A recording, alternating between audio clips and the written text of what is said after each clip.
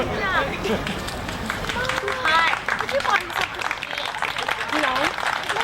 because you ate before we left, and I already cooked supper. Out planting, and I don't know what crop he was planting at that time. He was always out working really hard in the spring. But he and my brother Don were out planting late.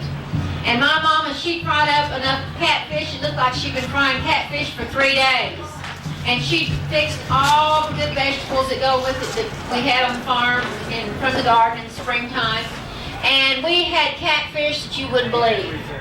And we were waiting for Daddy and my brother to come in, and it was getting late, and the storm was brewing, and it was getting dark. An old dark cloud was rolling in from the west. And my mama, she began to get worried. She started twisting that white apron she always wore with those wide hips. And she looked out to the west. She said, I believe a storm's coming up, and your daddy and your brother Don's not coming in, and I'm worried. So we decided we'd go ahead and eat. So she said, when they come in, we're going to have to go hunt a cellar. Well, they didn't come in. And so finally they came in. And by that time, that storm was really beginning to roll in, and my mom was really worried. And so the storm was rolling in, and we had all the catfish we could eat.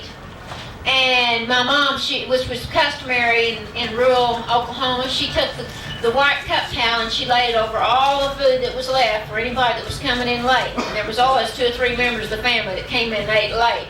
And she covered up that catfish that was left. And we all began, Mama was out in the yard looking for Daddy because that storm was rolling in. And before we knew it, that we could hear Daddy's Pop and Johnny come rolling down the road. And I mean, he had that thing in road gear. He was moving out. And then my brother was coming in behind him in the old Case tractor. And they were really moving in because that storm was looking bad. And Dad jumped off that tractor and he made those great long strides to the front yard. Mama said, Bud, there's a bad tornado coming in. I know it. Looks bad out to the west. He said, I know. We got to load these kids up and go to a cellar. And my brother Don, he got off. He dusted his clothes off. He'd been in the field all day. He was a great old giant guy. And he said, I'm not going anywhere till I eat some of that catfish. I've been thinking about it all afternoon. I'm starving to death. So he said, I'm convinced to eat him. Well, Mama said, no, Don, we got to go to the cellar. He said, I'm not leaving till I get to eat. He uncovered that cup towel covered round oak table full of catfish, and he began to eat. Boy, he was stuffing it in. And about that time that storm hit, and I'm telling you folks, it rained so hard that that ceiling on that old farmhouse that we lived in, about 100 years old, the old ceiling in the kitchen of the farmhouse opened up, and the rain poured right down the middle of those fresh-killed, fresh-fried catfish. Poured down the whole mess while my brother was scooping it up and eating as fast as he could. The rain was just coming down, and do you know, those catfish were so fresh. And that rain, there was so much rain that poured in from that ceiling, those catfish jumped off the table, began flopping all around the kitchen floor. And my mama, she grabbed that green-handled broom and she started cussing and screaming in German. She said, I don't know what's happening, but she said, the world's coming to an end. But look at here, I cleaned those catfish. I fried them up myself and they come to life. He said, Mama, put that broom down. We've got to go to the cellar. He said, don't you know when there's a major barometric pressure change like we've had that it affects animals? She said, I know, but those animals are dead. Them's dead animals.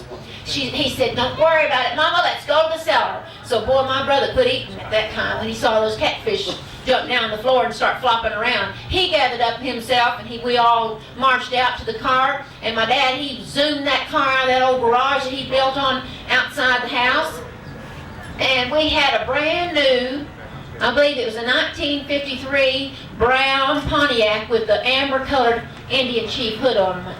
And oh, I love that amber-colored Indian chief hood ornament. Remember that kind? Oh, I loved it. Anyway, he backed that car out. We were all loaded up in the car, and we were ready to go to the cellar. We didn't have a cellar because my daddy, we did get an inside bathroom. And he built the inside bathroom. He turned the pantry that my mama had off the kitchen into the bathroom. And so the cellar that we had, he turned that into the septic tank. So we didn't have a cellar anymore. We had to go hunt a cellar down the road at the neighbor's house. We were all loaded up, and all of a sudden we forgot Grandpa. And Daddy said, we can't leave without Grandpa. We all began to yell, Grandpa, come on, there's a storm coming bad. Grandpa, he didn't show up. We began to blow the horn on that old brown 1953 Pontiac with the amber-colored Indian chief hood ornament. And Grandpa finally came ambling out. He kind of leaned over that old picket gate that we had, leaned over, and he looked over at us. We said, Grandpa, come on, we gotta go. He said, I'm not leaving. He was real superstitious. He said, I'm not leaving this farm. I'm old and I've been here all these years and I'm not about to leave. We said, Grandpa, the whole place can blow away. He said, well, I'm not leaving. If it blows away, it'll just blow me away too, because I'm not going to one of them cellars. And Mama yelled out, Grandpa, what do you got against cellars? He said, they're dark and they're snaky and I'm not going down in it. And he said, I'm not leaving this farm. And so, we begged and we prayed. Well, Grandpa, he wouldn't come out. So he wouldn't get in the car with us. So we all said, well, we can't do anything about it. We just have to go back in the house. And so we all unloaded, all 5 kids and Mom and Daddy. We piled back up into the house, and Daddy drove that 1953 brown Pontiac with the amber-colored Indian hood ornament back in the garage. And we all went into the smallest room in the house, and that was another new room that we had. Daddy, he built onto the porch. It was right off he and Mama's bedroom, and that was a tiny little bedroom just for my sister and I, the little pink bedroom. Well, that was the newest room in the house, so we thought that'd be the safest, because the old farmhouse was pretty old. Parts of it, most of it, were 100 years old. So we all piled in that bedroom, and we pulled the mattresses and the covers and the quilts that we had and the pillows, the goose down pillows, everything that we had up around us over our heads, and that storm began to hit. And I'm telling you folks, it hit like a blast that you wouldn't believe. It sounded like 10 freight trains coming down the track. And I began to cry, and we all began to wail, and Grandpa, he began to pray, and Mama began to holler in German, and she began to talk in German, and the praying and the hollering and the crying all went on, and we were all upset. Well, that storm didn't last too long, but it sure sounded bad. But that old house that was 100 years old, it stood its own. It did real well. And so finally, it just got as peaceful and quiet as it could be, and the birds began to sing. And we knew it was over. And then the rain hit again, and it poured pretty hard. And it was all calm and quiet. Daddy said, well, let's go out and just survey the damage. And we all piled out underneath the quilts and the mattresses and the pillows that we had. And we all piled out in the front yard, and we all marched out. There we went. And Daddy said, praise God, we're all safe. It was just a miracle of the Lord. And Mama said, the Lord saved us. We've all been better than we thought we were. Said, we've been good folks here, and that tornado just passed us over. We went out and we looked around, and my goodness, we surveyed all kinds of damage. Well, those piss elm trees that were out there in the front of the house, they were swinging by the roots from the telephone poles. And we couldn't believe it. And then here comes Mama's flock of 30 Leghorn chickens, a whole bunch of them, and they'd just been picked clean. They didn't have a feather on them. They were as naked as jaybirds. And you know, they had been plucked so clean that the blue bugs that were on those feathers were chasing the chickens trying to get back on them. And they were just circling the house, and Mama just threw up her arms, and she began to talk in German. Woo, can't believe it. I'm so glad we're still alive. Look at this mess. And then we walked all around, and everything looked pretty stable, you know. We couldn't believe it. So my dad said, well, you know, I believe we better go over to the farm and check the other place, because my dad, he farmed a place exactly 1 mile west of where we lived. And so my 2 big stout brothers, Don and Charles, they piled the pickup truck, and off they took, and they went over there, and they couldn't find the farm. Well, the whole farm had been blown away.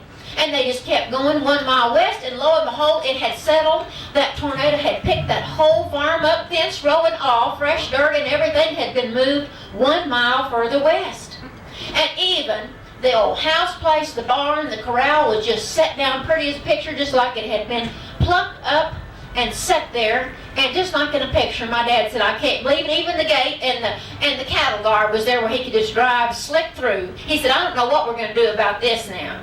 He said, I don't understand how this works, but he said, we're going to go have to see the lawyer about this up at the courthouse in Waurika, Oklahoma, because he said, here this farm has been moved completely 1 mile west, not how we're going to move it back. But he said, to prove that it's really been moved 1 mile west, the only way we can check it out is to see if the well has been moved.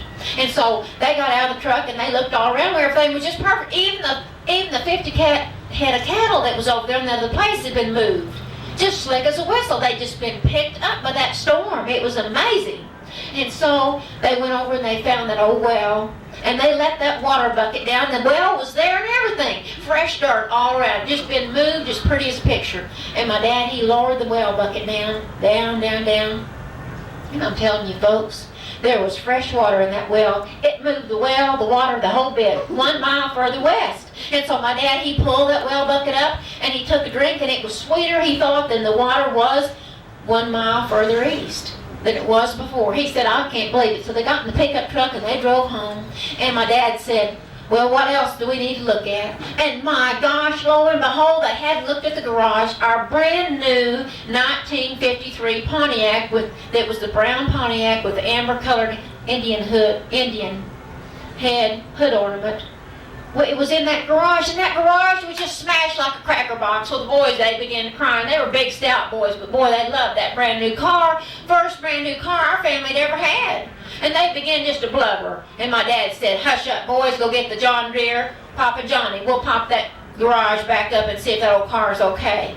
And so they went and got that old big old John Deere, Papa Johnny. They pulled it around, and they hooked the come-along to it, the winch, and those big stout boys, they hooked it up to the garage, and they backed it up. And my dad said, back it up, boys, and they hooked that old tractor up, and they got it going, and they backed it up just real slow and slick as a whistle. That garage just popped up just like a cracker box. Wasn't a board missing. They couldn't believe it. And so my dad said, I believe I'll go in and check out the car. And he went in, and we couldn't believe it. We could hear the hum of that brand new 1953 brown Pontiac with the amber-colored Indian chief hood ornament. And he came back in that car out, and I'll say, folks, there was not a scratch on it. And it purred as pretty as a kitten, and my dad said, I believe it even runs better. And we couldn't believe it. And we continued to walk around that farm, and in the back of the house, where the little pecan tree was growing, and Mama had her wash line. Well, that was the most miraculous thing of all. If any of you have ever read children's literature and you know about White's Charlotte's Web, well, that was what it reminded us of. Because we walked around to the back, and the sun was just setting in the west, and we looked at all the miracles. The old farmhouse that was 100 years old was still standing. And there on that clothesline were all those feathers that had blown off that whole flock of 30 white leghorn chickens of my mama's. And there was every feather, and they were all lined up, and they spelled something on that clothesline, and it spelled the words, the end. And it was just as miraculous as the cobweb or that spider's web in Charlotte's Web that said some pig. To us, the end spelled, it was a miracle for sure. And you can believe it or not, but I'll tell you what about the folks down in Jefferson County on Beaver Creek. They are fine, substantial folks that, there's always a welcome smile. And friendly as the open country down there, but they never let the truth stand in the way of a good story. Okay, I got one more time. I got time for one more. Well, I believe I won a liars contest with that one 4th of July down here. The next story I'm going to tell you has more truth to it. My father has told me stories for as long as I can remember. And mostly he's just told very simple stories about his life growing up in rural Oklahoma, and about and coming from Texas, and about his family and the experiences that he's had. But every now and then I'll hear a story that I've never heard before. And I'll hear stories also that the same stories, but they change, because stories are like that. They have a life of their own. They change as they're told. And none of them are the same as he tells them to me, and as he shares them with all of his family. I remember when I was a little girl growing up, the biggest treat in the world was when he came from a family of 9 children, and most of them moved away to California. And when that whole bunch of relatives would come in to visit on vacation, they'd come see the farm family that lived out there in Jefferson County on Beaver Creek, and they'd go hunting in the fall. And I hated it when they came, because that meant my mother just stayed in the kitchen the whole time, and they kind of leached off of us, I felt a little bit. But they were interesting folks. But what I enjoyed about their visits more than anything was the stories that came out of that when my dad visited with his brothers and his siblings that came from California, because it was all that remembering time. And those were the stories that I had kept my ear cocked for when I was a little girl. I was told to go to bed and listen to my dad, because he would tell the stories, and my brothers would share the stories, or his brothers would share the stories. And that's what it's all about, the richness of family stories that are being told, that are being recorded in children's minds. when they're real young. And that's why I'm a storyteller today. But because I'm so fascinated with those stories, I'm always asking my father for more. He's real comfortable sharing those with me. But he told me a story about 5 years ago that I've never heard before. And we were in a little trailer house out on Waurika Lake, and we were camping. And my mom was over at the sink rattling around. My dad was sitting at the table with his cup of coffee, which he always has when he tells a story. He always has to have his big steaming cup of coffee. And he started in telling about the first bale of cotton. He said, Marie, he said, your mom and I got married the last day of 1933. And he said it was a hard year. He said it was smack dab in the middle of the Depression. He said, honey, he said, we didn't have anything. We didn't have anything. He said, we barely eked out a living. He said, I went to work for old Mr. Rosenberger, an old German gentleman with a kind heart. He took us in. He gave us a place to live. And he said, and I worked for him with a very small hourly wage. And he said, in addition to that, though, he said he gave me just a small piece of land, and he loaned me the money, or he loaned me the seed to plant a crop of cotton. And he said he loaned me the tools, and he loaned me the horses. And he said when I wasn't working my head off and just slaving for Mr. Rosenberger, he said I put my own crop of cotton in. He said 1934 was just a terrible year. He said it was a hard year for cotton. And he said, I got one thin bale of cotton out of that piece of land that I worked so hard. My first piece of land, it was my first crop. It was my first start, and Mr. Rosenberger gave it to me. And he said, I got one thin bale, and he said, all my brothers and sisters, they just kind of turned out. They knew when the cotton was ready, and they just showed up, and they helped me get it in. He said, they helped me pull that thin bale of cotton. And he said, I got it loaded up. And Mr. Rosenberger, he rode with me into town. And he said, on the wagon, he said, I drove the wagon. And Mr. Rosenberger, the old gentleman, he sat there and he talked to me all the way in. And he said, and I sold that bale of cotton. And he said, honey, he said, I got $38 for that one bale of cotton for a whole year's work. And he said, I owed Mr. Rosenberger about that much money. And so he said, on the way home, I hadn't said too much because he said I was pretty disappointed. But he said I was glad that it at least come out even and not in the hole.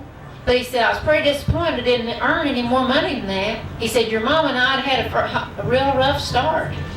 And he said the old man, he looked over at me, he said, Bud, how'd you do on that bale of cotton today? And he said, well, Mr. Rosenberger, he said, I came out even. The old man, he threw back his head and he laughed. He said, what do you mean? He said, you came out even. He said, well, he said, according to what I've, figured, he said, with the seeds you loaned me and the implements that I borrowed and the time, he said, I figured that's about what I earned was about what I owe you. He said, I got $38. And he laid back his head and he laughed. He said, $38, a whole year's worth of slaving. And he said, you got $38 for that one bale of cotton. He said, what do you mean you came out even? And my daddy, about that time, he laid that $38 in cash over on Mr. Rosenberger's knee as he was driving the team of horses back in home. And that old man, he looked at that and he said, what is that? He said, that's $38. He said, from what I've got figured, that's about exactly what I owe you for this year. He said, I'm not taking it. And my dad said, yes, you are. My dad, he's a proud old guy. And he was when he was young, probably worse. And he said, no, you're not. My mom's name's Gertrude. He said, you take that $38 and you buy something nice for Gertrude to wear. And he said, you take the rest of it and you buy groceries because you need it. He said, you're one of the finest people that I've ever had work this farm. And he said, you take that money and you use it for your family. And my dad, he said, he looked at me and his eyes kind of filled up and he said, Marie, I took that money. And I couldn't believe it because I was real surprised because that's against my father's character that I know. He is so stubborn about paying his dues. But he said, I took that money and he said, I did buy something for your mama and I bought groceries just like Mr. Rosenberger told me. And he said, and I tried another year and I did better. And then he looked up at me and his eyes were almost beginning to tear. And he said, it's a wonder that your mama, he looked over at my mama, he said, it's a wonder your mama didn't leave me that first year we were married. We were so poor. And my mama was over at the sink, and she looked at him, and the blaze began to fire up in those German eyes of hers. And she turned over to him, and she looked at him, and put her hands on her big German hips, and she said, "Well, you old fool." She said, "Who in 1938 had any more money than you? Who would I have ever hooked up with that have had any more than you would have had in 1938? So, folks, in Jefferson County in 1938, poverty was very relative. And those are two stories from the banks of Beaver Creek in Jefferson County. Thank you for having me here.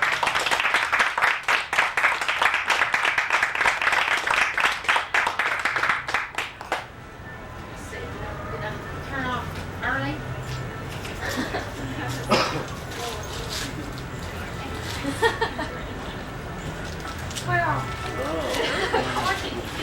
Was that too? Handed it to a cowboy that was riding the fence down by his place. It goes something like this. We had a windstorm here last night, and it gave me an awful frown. For when I got up this a.m., our hen house was upside down. I need a tractor. I need a man and tractor and his wife, for she knows best what to do when the hens can't get on the nest. So if you'll bring a tractor and family, we'll get by. We'll have a chicken dinner and maybe a pumpkin pie. I'd like to go back to my mother's side of the family, the old the Skaggs line up around Nowata, Oklahoma. My great-grandmother kept a journal. And in this journal she would mention going to singing conventions. And I really didn't know what a singing convention was, and I did a little research, and since that time I've came up with this poem, The Singing Convention. In fellowship, the brothers and sisters would gather for song and prayer, to praise Lord Jesus and thank Him for all the blessings they shared. Each community would take their turn hosting the third Sunday sing-along and made preparations for the meeting that would last the whole day long. Visiting choral groups, singing teachers, and families came from far away, and the host church would provide the dinner on the ground at midday.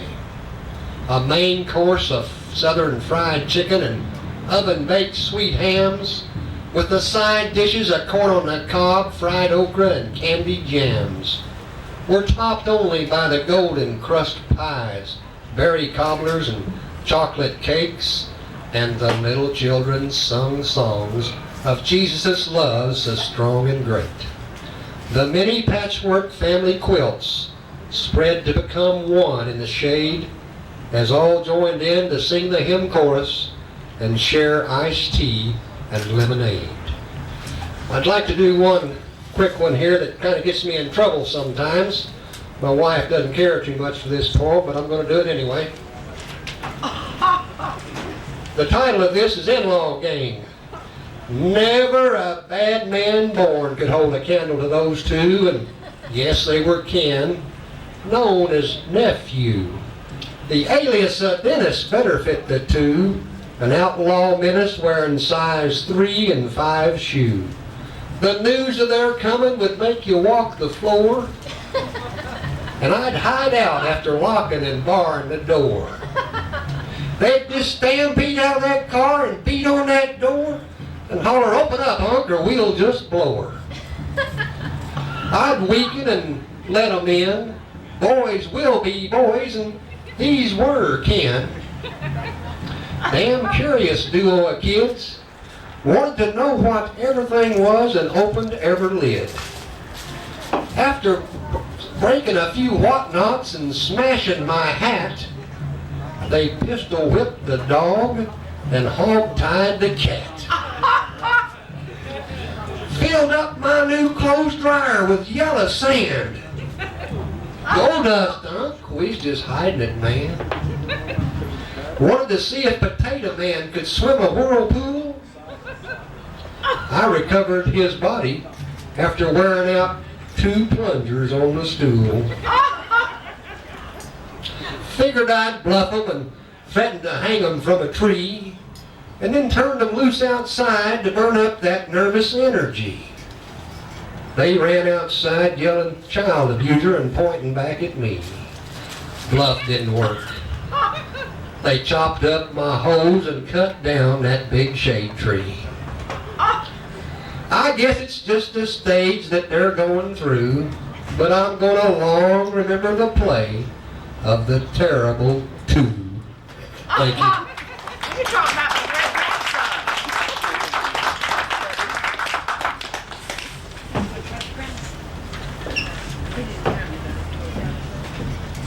Yeah, let's see here. Let's start off like this. Oh, this is Dad's old saddle. That's the old saddle my dad used to own. The saddle he sit astride a strawberry roan. The grooves weren't smooth at the base of the horn. That's the mark of a ladder grow well thrown. See this thin place here on the cinch? That's where he tugged and pulled to gain that last inch. To keep the girth loose, old Roan would take care, but Dad would jerk it tight and hold it there. This skin place on the cantle here at the top caused when the steer he rode wouldn't stop. Old Roan couldn't hold him, her footing was bad. Down she went, skinned the saddle, boogered up Dad. You see these deep gouges here in the skirt? The cougar made his try, but no one was hurt. Take the stirrups, no, they don't match, I know. Dad broke this one, dogging at some rodeo. But Dad carried his Winchester here in this old boot. Yes, I still got it. It's wore out, it won't even shoot. I can look at this saddle here in the den, sit back, close my eyes, and be with Dad again. So you see, I wouldn't sell it for all the gold in your poke. Not if I was down, out, and stone cold broke.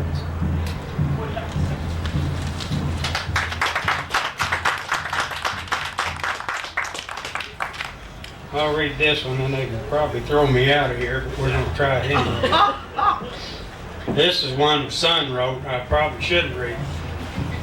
He calls it The Way It Is.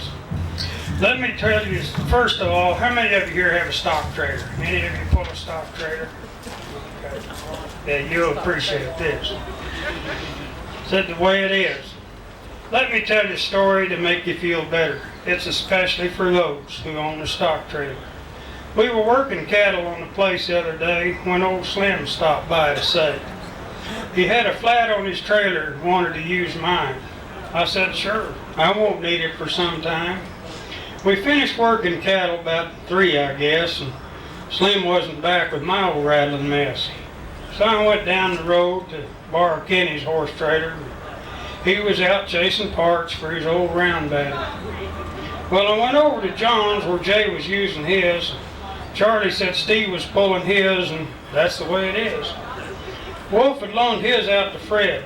Had a horse to haul the pets, is what he said. I stopped by to talk to Show. He said Stan was using his to move coal. Dave said I could use his for whatever I had to haul. So now I know why cowboys all have the same size balls. And it sure makes me feel better knowing we can pull each other's trailer.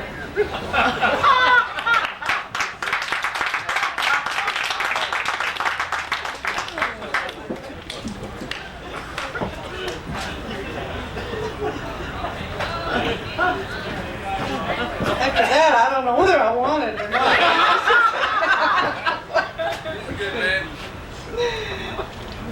I'll tell you some of those side remarks that go on at one of these cowboy poetry performances. It's a good thing you can't hear all of it back there because there's a camaraderie among the cowboy poets as they go to the gatherings. And we sometimes feel like we just enjoy hearing each other's poems, and you look at us and you wonder, well, what in the world are they doing with poetry? I was a language arts teacher. I'm pretty well versed in English literature. American literature and a little other literature on the side. And to me, I think I've enjoyed this the most. Of course, I've been retired about 10 years now from the classroom. But as you say poetry, to some people, there's just a curtain goes down over the face. And that was probably one of the hardest units that I ever had to teach to my students, was the poetry unit, because I don't know whether there's any other English teachers here, but I think that we English teachers have ruined poetry for a lot of people. That's just my personal opinion. So if you're an English teacher, my apologies. No, I won't make any apology to you. But we have taken incidents and stories and made them into poetry. Many of my poems are taken from real life stories that I've already written in prose form and then have made into the poetry form. I was raised by grandparents, and I'd like to share a story of my granddad with you. He did not like Oklahoma. To him, that was the, and I'll use a big word, the epitome of failure, was when he had to come to Oklahoma. And this is that story of what happened. Granddad was a special man. To me, he was my dad. To some, he was a friend, and to all, he was a top hand. As a boy, he came by covered wagon to the broad Kansas prairie. The middle one of 9, his feet were never dragging. At age 10, he herded cattle in the broad Kansas grass. Alone, doing a man's job, he had to show his mettle. And then he saw a hearty band leave for the run of 89 and wondered why any man would leave rich Kansas land. The years passed on by, including the crash of 29. Granddad sold $100 cows for 10 and a tear in his eye. The bottom had been reached, he said one dark night. The only way was up, became the doctrine he preached. So trailing a herd of cows with calves from a Texas ranch on the South Canadian, he headed for Oklahoma with the trail boss. He never did anything by halves. The trail boss laughed and said, well, you know what they say, my friend. Oklahoma's full of bootleggers and cattle rustlers, and you'll even be liable to take a few head. Well, Granddad snorted and cussed. He could really cuss, and reared. He hadn't wanted to come this far, but the bank said he had no choice, for it owned the paper on the herd. Well, supper time came as the cattle settled to graze, with the crew eating by the chuck wagon. Granddad lighted up a cigar and sighed as 2 riders came up in the evening haze. Hello, the wagon, they hollered. We're looking for 2 white-faced heifers. Thought they might be around here somewhere. Well, Granddad frowned and coughed and swallowed. But sure, go right ahead, ride through the herd. No, just a minute, I'll go ahead along and count them instead. Well, sure enough, the count was long, and soon the riders followed 2 heifers who joined the herd. Granddad wondered where he had gone wrong. I cannot believe it, he started to cry. The minute I hit the Oklahoma line, I became a damned cow thief, and I didn't even have to try. The years passed on, 10 by 10. Times changed, the bank was paid, and Oklahoma land was good to him. And he always told this with a grin. I never thought I'd admit it. Not on that day in 89 when all those fellas left that fine Kansas farming dirt. But my life here has been great. good enough that I will say the peace and prosperity that I've had are right next to heaven's gate. So he died at 93 and lies buried in Oklahoma soil, leaving this truth for us. When you're down, up is all you can see. And this is a philosophy that my granddad left for our family. And there have been some of those times when up was all we could see. Being raised by grandparents, I was always getting into trouble because I didn't understand a lot of things. In the previous session, I told about the baptizing, but now I want to tell you about the pillow. Back in those days, children were not really told the facts of life. And I guess my grandparents thought that maybe I could observe the cattle and learn some things, which I had. Now, I knew all about calves, the whole story, not just halves. But no one had told me how babies came to be. Now, I knew that there were a bull and a cow, although I wasn't exactly how the cow became so fat and round and then dropped a calf right out on the ground. Now, back in those good old days, with modest, behind-the-hand ways, certain subjects were not talked about except in whispers, never, ever right out. So when I heard Mother say, "Ms. Brown is in the family way," I asked her what she meant, but she wouldn't even give me a hint. The next Sunday, I couldn't believe my eyes, for Miss Brown looked twice her size with a big pillow stuffed in her dress, right there at her waist, more or less. No one would tell me why, not grandmother, not granddad, who said I mustn't ask if that was bad. Well, they didn't know how bad it was, because I never settled for just because. Finally, I could see one person knew the answer, and my curiosity had grown to a mental cancer. Ms. Brown held the key to the cure. Only she could tell me for sure. The next Sunday, I was ready to ask my question. Right after church would be the best selection. I'd run right up and ask her real quick. Then someone said, "Miss Brown just took sick." Well, I knew better by now. There was no asking why or how. Miss Brown had to do all that just to get rid of a pillow big and fat. 2 weeks later, she was in her regular place, with Mr. Brown grinning all over his red face, while she held a bundle in her arms. In my head clanged a bell of 4 alarms. Right after the last amen would be my chance.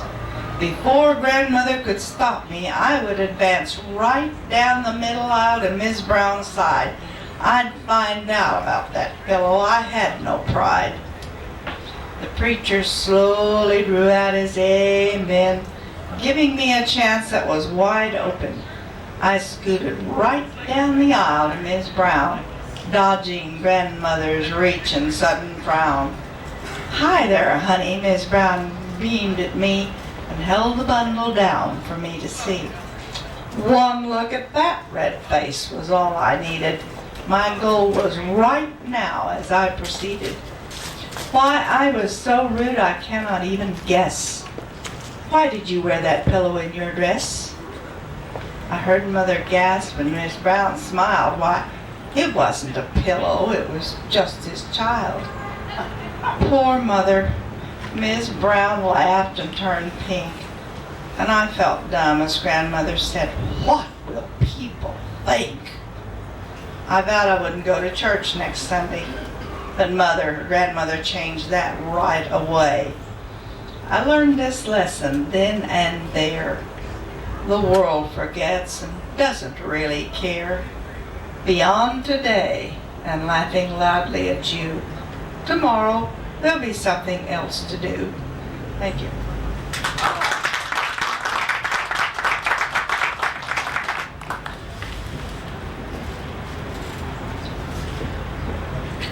Guess I'll try to sing a little song. Little Joe the Wrangler. You're the lady, you're the lady, you're the lady, you're the lady, oh, the lady. Little Joe the Wrangler, he will wrangle nevermore. His days with the remuda they are o'er. Was a year ago last April that he rode into our camp. Just a little Texan straying all alone. He said he'd had to leave his home. His boy had married twice, and his new ma whipped him every day or two. So he saddled up old Shaw one night and he lit a trail this way. Now he's trying to pad his own canoe. He said that if we'd give him work, he'd do the best he could, though he didn't know straight up about a cow. So the boss, he cut him out a mount and he kindly put him on, for he sort of liked that little kid somehow. He taught him to wrangle the horses, to try to know them all, to get them in at daybreak if he could, to follow the jug wagon and to always hitch the team, to help the cook to rustle up the wood. We'd driven to Red River and the weather being fine, camped on the south side in a bend, when up come northern blowing and we doubled up our guard, for it taken all of us to hold 'em in. Little Joe the Wrangler, he was called out with the rest, though the kid had but scarcely reached the herd. When the cattle lay stampeded like a hailstorm along they fled, we were all a-riding for the lead. Between the sheets of lightning the horse saw in the lead. It was little Joe the Wrangler in the lead. He was riding old Blue Rocket with a slicker o'er his head, trying to check the cattle in their speed. At last we got 'em a-millin' and they kinda quieted down. The extra guards back to the wagon went, but there was one a-missin' and we knew him at a glance. 'Twas a little Texas stray, Wranglin' Joe. Next morning, just at daybreak, we found where Rock had fell, down in a washout 20 feet below. And beneath the horse smashed to a boat where old Rock had fell, lay that little Texas stray, Wranglin' Joe. Lay that little Texas stray, Wranglin' Joe. Oh, the lady, lady, lady, lady, oh, the lady, lady, lady, lady. Oh, the lady, oh, the lady, oh, the lady. Yeah.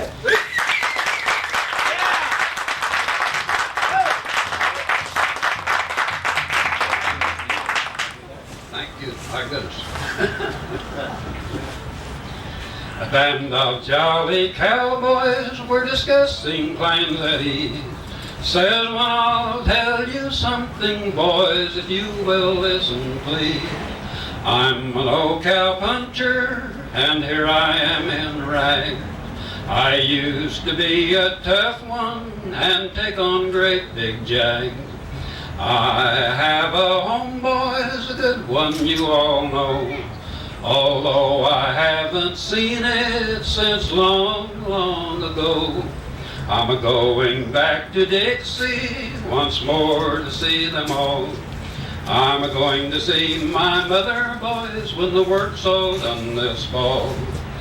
That very night this cowboy went out to stand his guard. It was very dark and cloudy and a storming very hard. The cattle, they got frightened and they rose in a wild stampede. The cowboy tried to head them while riding at full speed. While riding through the darkness, so loudly he did shout, trying his best to head them and to turn the herd about. But his saddle horse did stumble, and on him he did fall. Now he won't get to see his mother, boys, when the work's all done this fall. Fred, you take my saddle, and George, you take my bed. Bill, you take my pistol, after that I'm dead. Think of me a-plenty, boys, when you look up on them all. For I won't get to see my mother when the work's all done this fall. We buried him at daybreak with no tombstone at his head. Nothing but a little card, and this is what it said. Charlie died at daybreak, he died from a fall. Now he won't get to see his mother, boys, when the work's all done this fall. Oh-da-lady, he-oh-da-lady, he-oh-da-lady, he-oh-da-lady, he-oh-da-lady, he-oh-da-lady.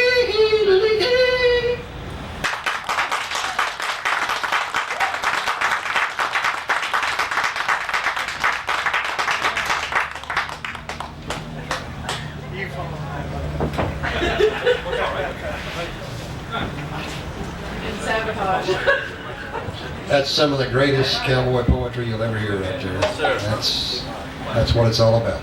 Talking about a good man, too. Very good. I don't know what to do there.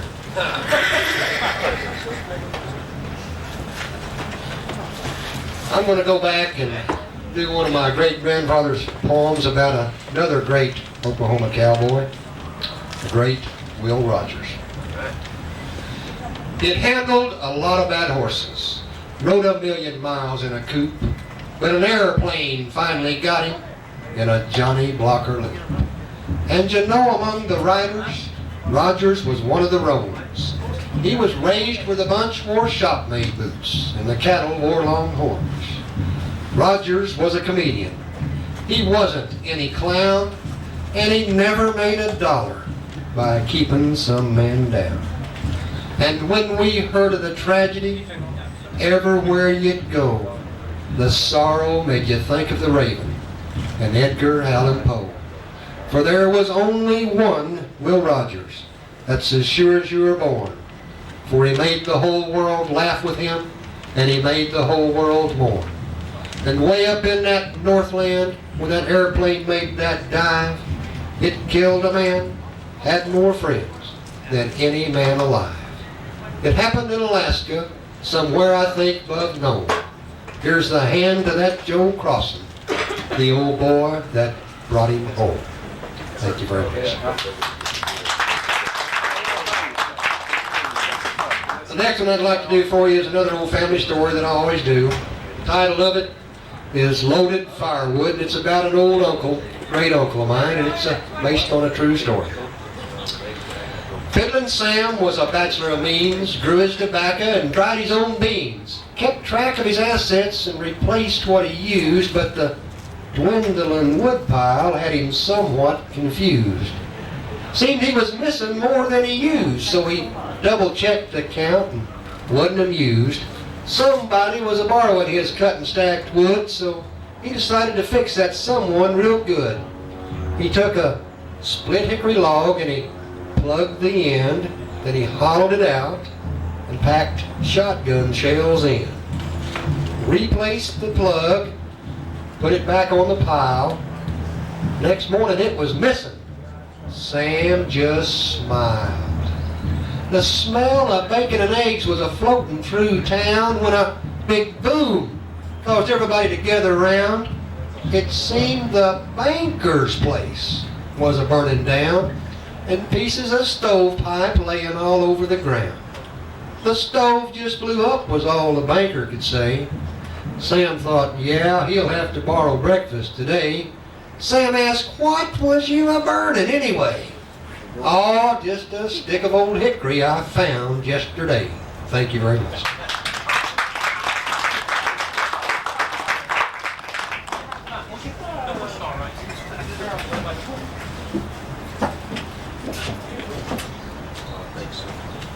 Call this one Long Johns. I dress each morning in my long johns warm with the dreaded thought of winter's storm. On my feet are socks of wool so thick with the thought in mind, that'll do the trick.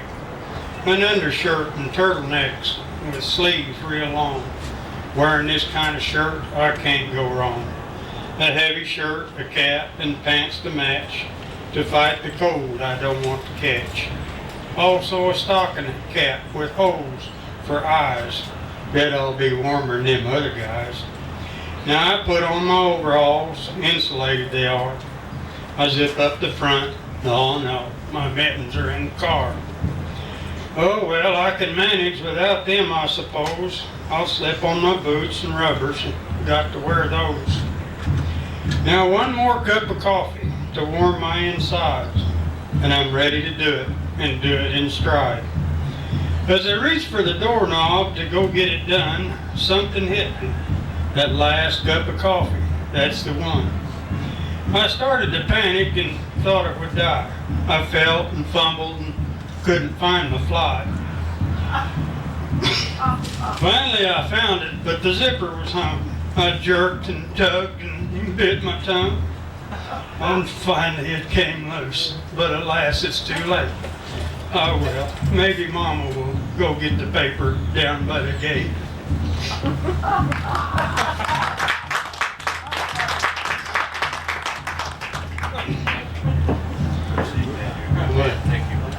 I'll check your rigging. Ma said at my age I ought to have good common sense. Do like Pa always said, watch my step in the barn lot. Always stand on the safe side of the fence.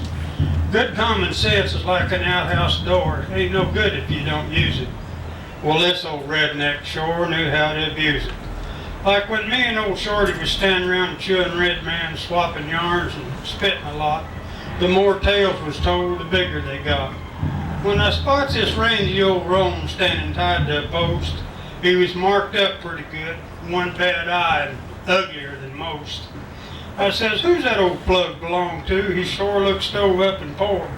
Buck says, that's Harvey's old nag. You know the old boy owns a mercantile store.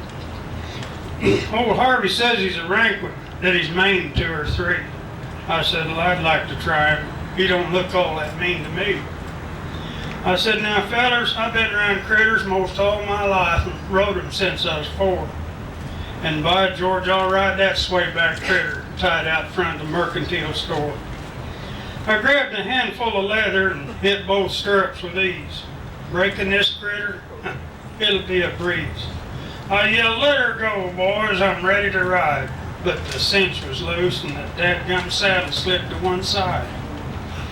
With one foot hung in the stirrup and my head hitting the ground, I was yelling my head off. I just knew I was hellbound. All that screaming and hollering was to no avail, and old Shorty was a-hanging onto that critter's tail.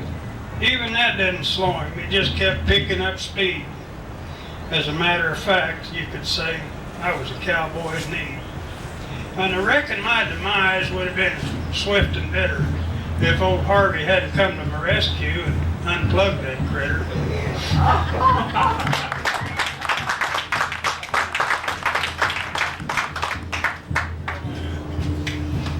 Marvin is quite a horseman, and he does a lot of cattle work around our community.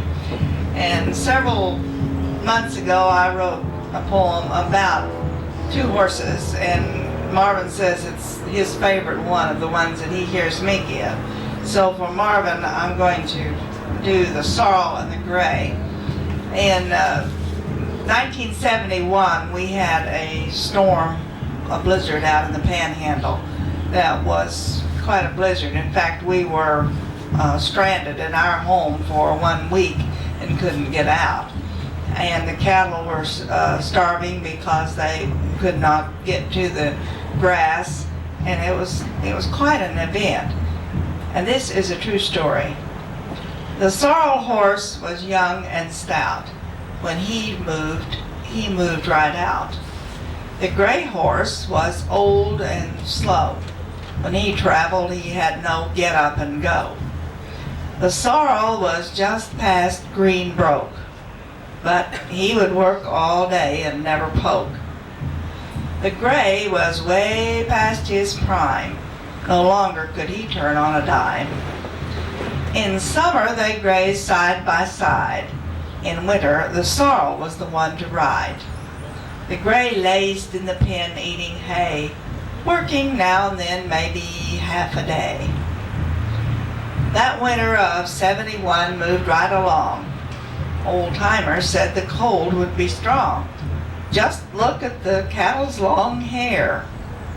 Sundogs, rheumatism, a sunset's red glare. The younger generation laughed and said, more of those old beliefs from Granddad.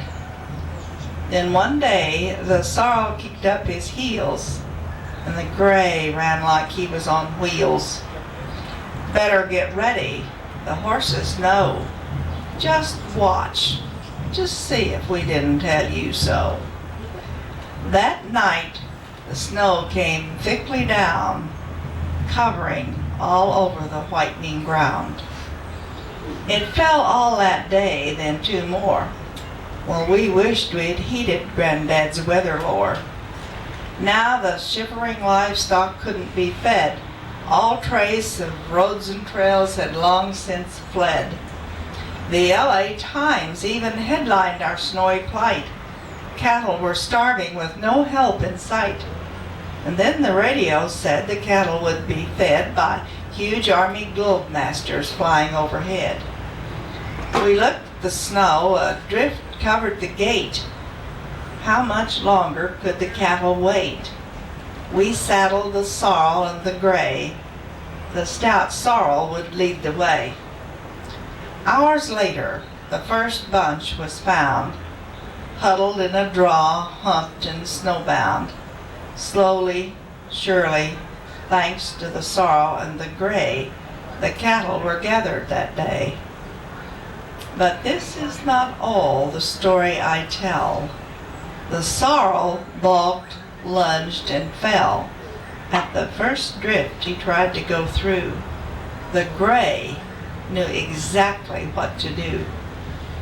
Somehow the gray knew where to go, where there were windswept places in the snow. Making a path for us to follow, he sensed where the way was shallow. Thanks to the gray, the cattle were fed, the sorrel following where the gray led. Later, the gray was turned free to graze. He had earned rest for all of his days. We also learned a lesson that winter of '71. The old grays and old timers aren't quite done with helping out. So let's all take heed. The old grays and the old timers can still fill a need. Not long ago, my husband was helping work cattle, and a cat kicked him in the chin and just laid him open. And after 30 minutes of argument, I got him to the emergency room, which was 50 miles from our house. That's our closest hospital. And he just knew that I could close this up with one of those little butterfly bandages. Even at his age, he thinks he's so tough sometimes.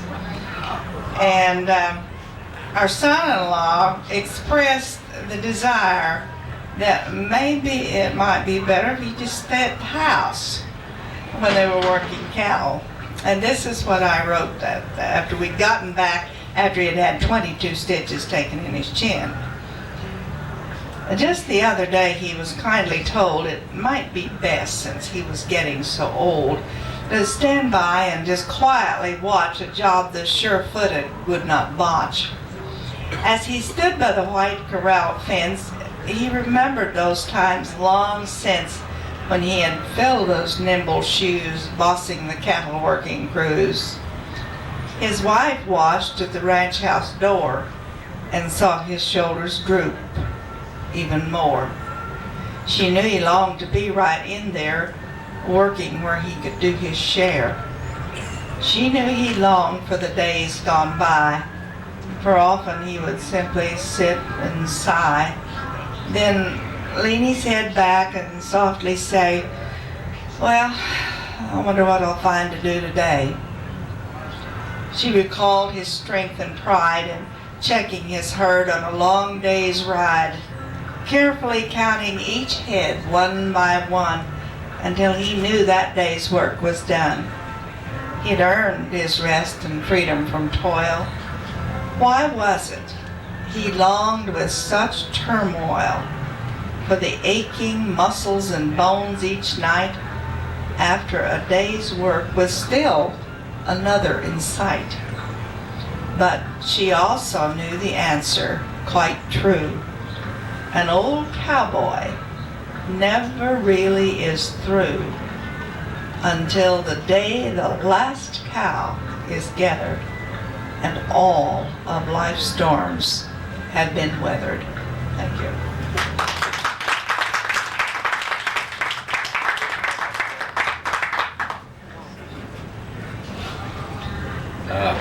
I guess most of you know that a woman never can do anything right to please a man.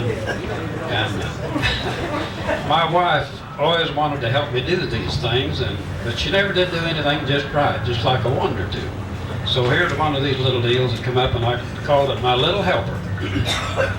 I thought I'd go out and pick up some bales of hay. It's so nice and cool to work today. Little wife says, "I'll go drive for you." I said, "Oh, fine, but I know I'll be mad before we're through." Now stop the tailgate at the end of the bale. She always passes by, she never fails. I holler, "What's the matter? Don't you have any brakes?" "Well, I'm doing the best I can, for goodness sakes." Finally get it loaded 2 bales high. Now she can't see around, don't even try. My tongue's a hanging out, I'm all out of breath. I'm sure by now you know the rest. The air gets blue, my face gets red. I wish she'd have stayed at the house or in bed. Before you get to one bale, she's gone after another. Why couldn't she have been more like my dear old mother? I think this is all we'll haul today. I know tomorrow she'll be away. I can do better when she's not around. If I have to, I'll just send her to town. Well, bless her heart, in winter she says, "I'll go help you feed." But help like hers I sure don't need. I put the truck in low gear, she slips her butt under the wheel. Now you're in trouble, you can already feel. You catch the truck as it passes by, and you pray to the good Lord up in the sky. She won't give it gas or put her foot on the brake and throw you off, for goodness sakes. Now you're feeding cattle and you're doing just fine. Knife in one hand, the other full of twine. Suddenly you're clear up to the front. The next thing you hit the ground on your run. A sweet voice says, "Honey, are you hurt?" "Hell no, I'm just sitting here playing in the dirt." You lost your knife and you scattered your twine. In 3 or 4 days you'll be just fine. Well, she's a good woman. I'll keep her a bust. I think she's the best woman God ever wobbled a gut in, I trust. But her feeding cattle like me making a dress. I think if we both do our own thing, it'd be way the best.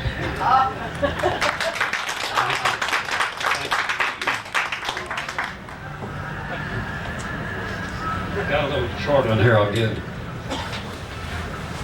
It's about sportsmen. It's hunting time, you know, now, and all the sportsmen are out hunting.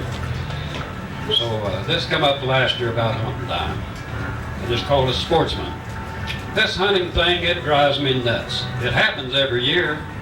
It seems they all come to my place to hunt from towns, both far and near. Everybody wants to hunt, just shoot everything they see. Why a man will hunt with his belly full just beats the heck out of me. Old timers hunted for food, to feed their family. Now they hunt and call it sport. Shoot everything that's a running free. Yesterday I saddled my old mule to go bring a Springer heifer in. And the wife, she hollered from the door, a phone call from your friend. When I come out, I hear a shot. It sounded close and clear. I guess some hunter's pretty close. Probably got my old pet deer. I went to get my mule and he'd got himself untied. Now I'll have to walk and find him before I take a ride. Well, I find my mule just outside the yard, and there's a woman standing there with a gun, and she's looking mighty hard. That's my buck, she quickly said. I got him with one shot. Yes, ma'am, I know it is. But if you'll let me have my riding gear, it sure would help a lot.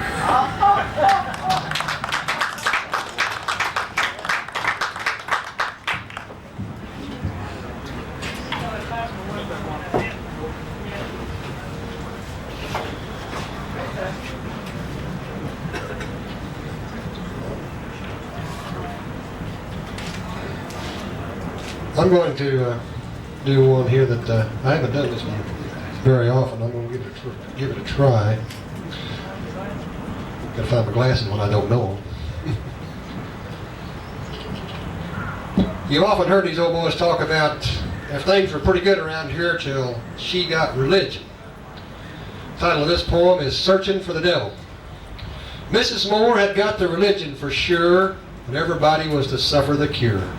There'd be no smoking or chewing. Those were things of the devil's doing. And she busted every bottle she found, leaving coffee the strongest drink round. Now old Sam had a weakness for the devil drink, and her getting this religion set him to think. Where would he hide his sin of white lightning? For if it was found out, it'd be plumb frightening. Old Sam come up with the perfect hiding spot, and when things was right, he'd take a shot. Mrs. Moore could smell the whiskey on him and checked the wood pile in the feed bin. Searched his bedding and all his belongings, even the toolbox for his fiddle making. Sunday she made an altar call to her friends, and they come Monday to search out the sin. But the sisters' devilish search had no end. Just where in creation was this bottle of sin? Sam had also enlisted the help of a good friend, a broom-tail horse that was as ornery as him. He tied his bottle with a strip of rawhide in the horse's bushy tail that only he could ride. I'm here to tell Sam's bottle was not found, and Mrs. Moore kept the place turned upside down. Thank you.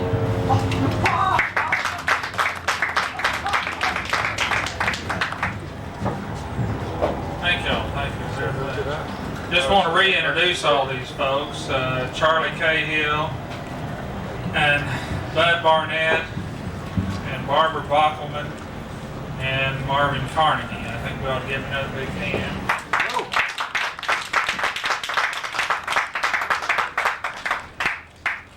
And you guys are going to be doing some more tomorrow, is that correct? Whereabouts will that be?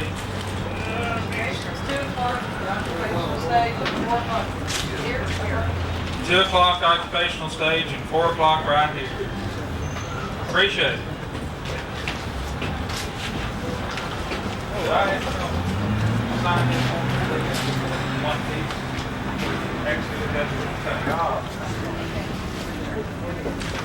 Well, in just a few moments we're going to have Los Vejitos here. They apparently got lost. Those of you who have not filled out an audience evaluation form for Traditions 91, everybody needs to do that, if you would please. Everybody. Be sure and give me real high marks when you do that, because this money I'm making here is, well, it's going to carry my kids through school probably. Come on up, Jim. Thank you.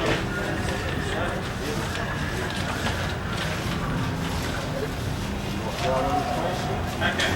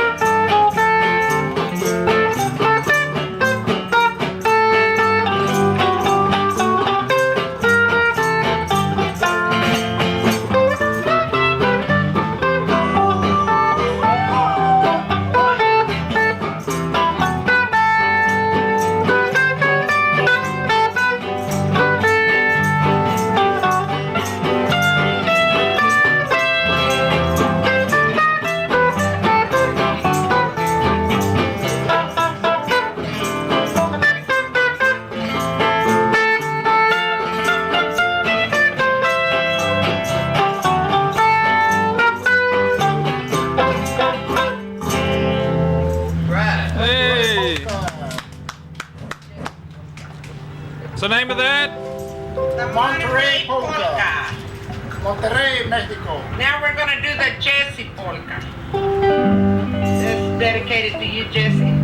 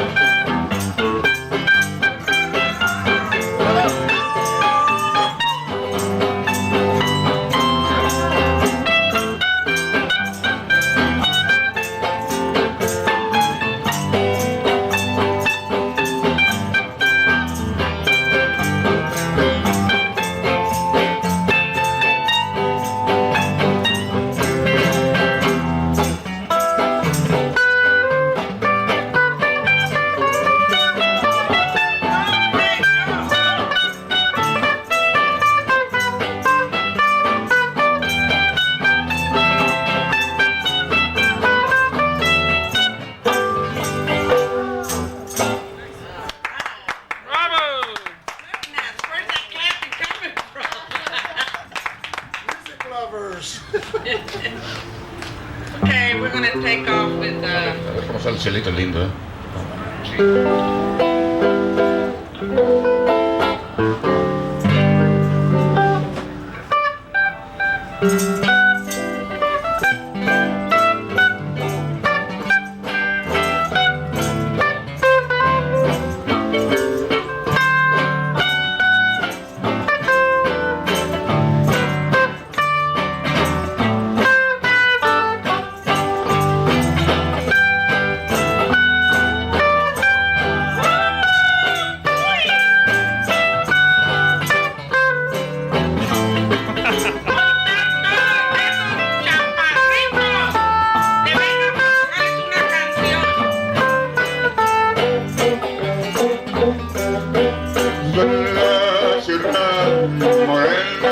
Cielito lindo vienen bajando,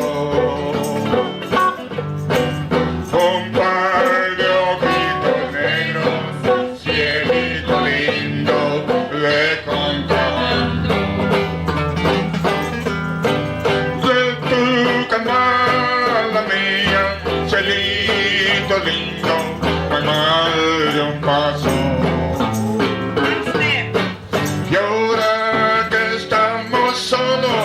Cielito lindo, dame un abrazo. Hola más, Camila. Ay, ay, ay, ay. Canta, no llores, porque cantando se alegran. Cielito lindo, los corazones.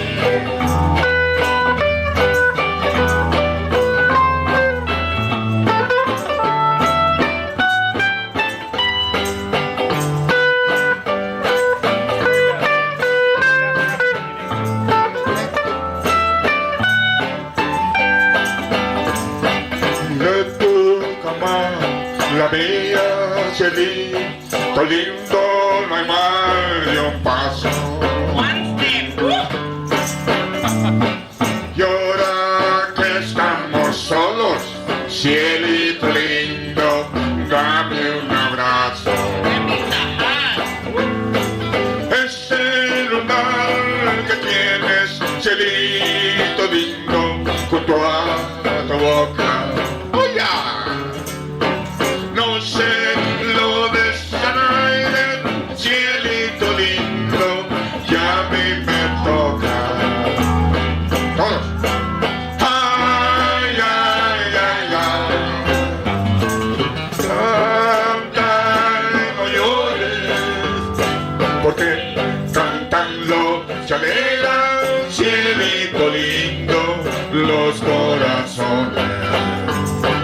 Porque cantan y se alegran, cielito lindo, los corazones. Thank you, thank you.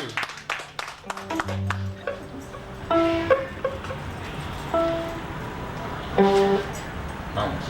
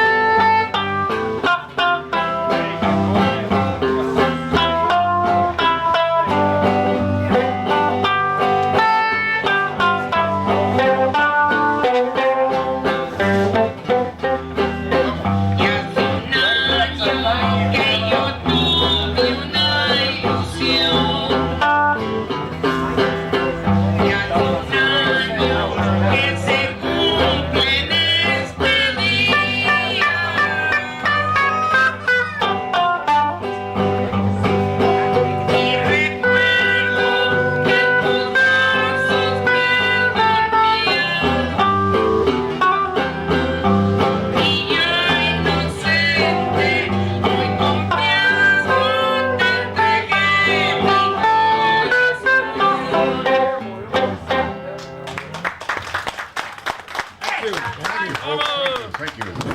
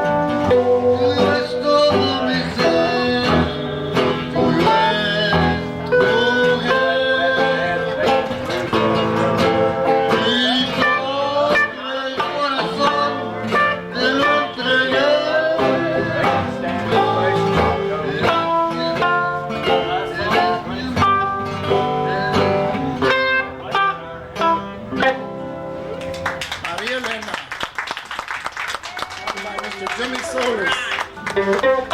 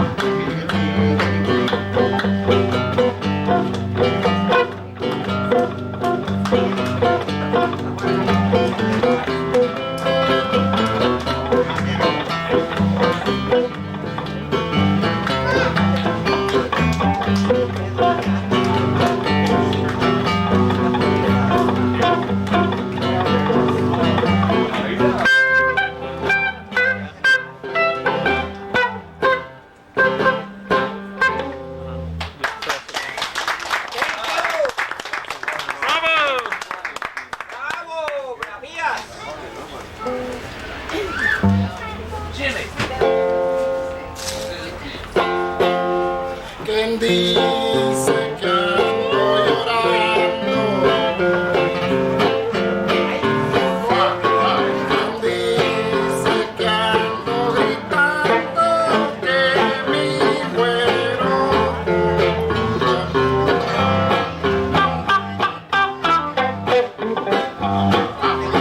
Tú sabes que ando tomando.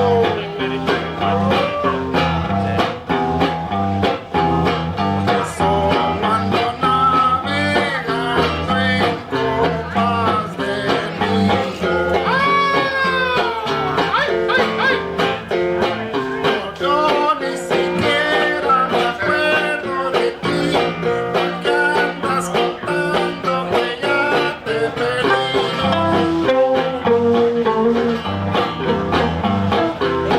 Mejor haz de cuenta que fuimos tú y yo, dos hojas sin rumbo que el viento arrastró.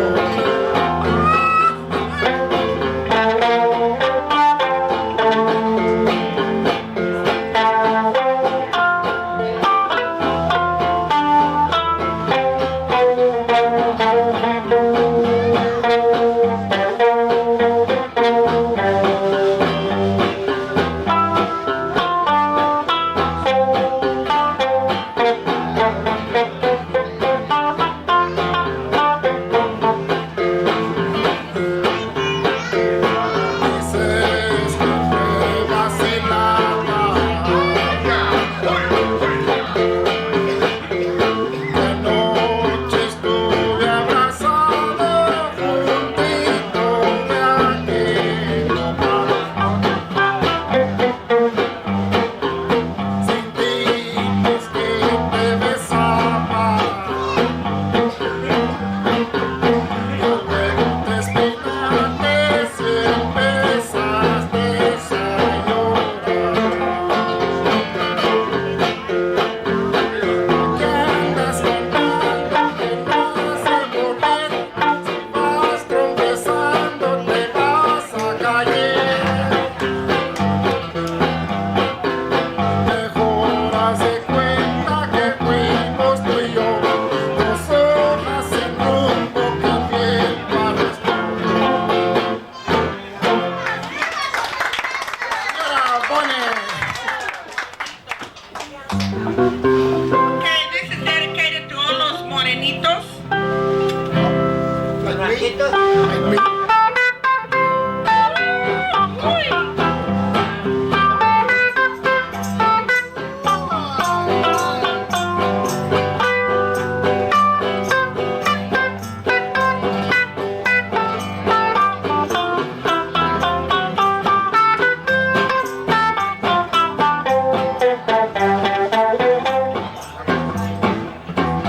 Morenitos son muy bonitos.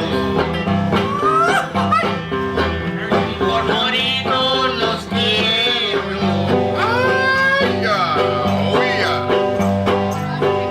Que los güeros descoloridos son desabridos para el amor. Cuando se llegue la noche buena, voy a escribirle yo a Santo Claus que lo que quiero es un moreno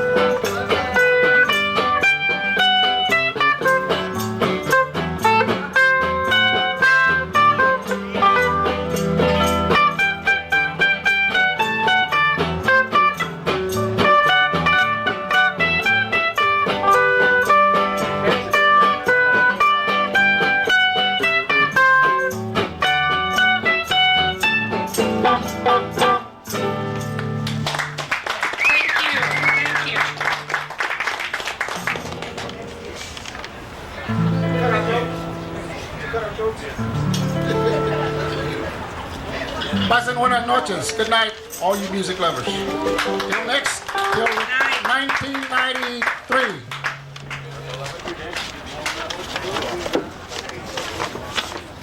Let's have another hand for Los Fajitos.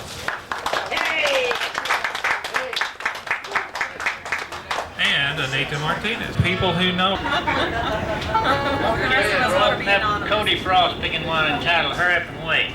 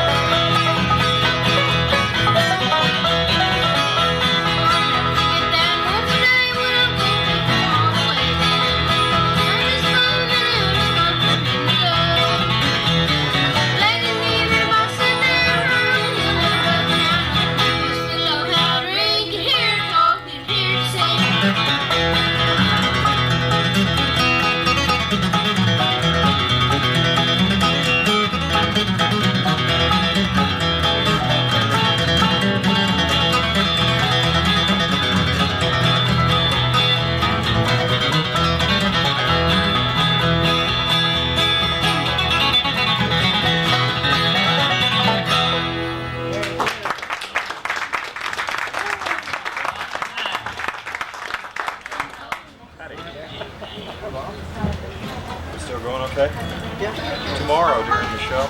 If you will, someone wants to use cassettes, There's just one show me in the town knob growing to up do with all Jeff that. You that I wrote sit Cody in and the Margaret. run around.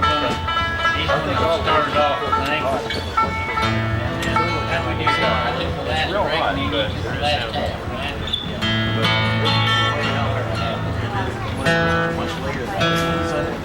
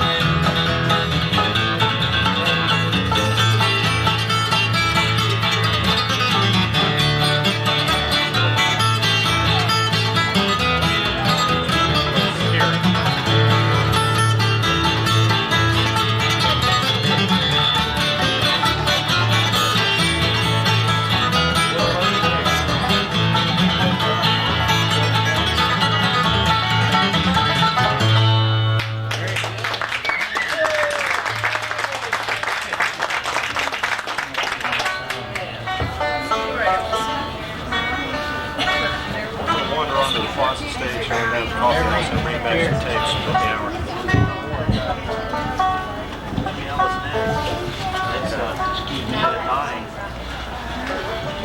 Here's one Beverly and Ann's going to do entitled Steel Rails.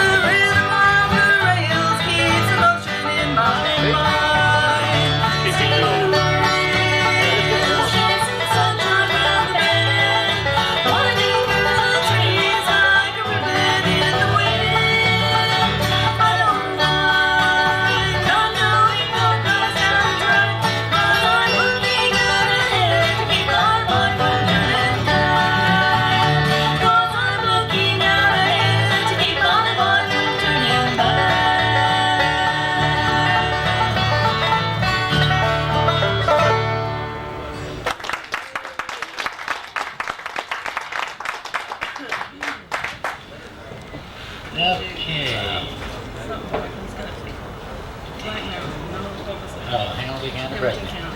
We're going to feature Cody again, Cody and Gary, in one entitled Hamilton County Breakdown. JC, you ought to bring your fiddle up here and play this with us. Gary's right there, JC. We got a fiddle right here. They didn't buy my car. He's not one of the boys who leaves his guitar in the car over in the parking lot. I knew Lewis was going to want to borrow it, so I didn't let him. No.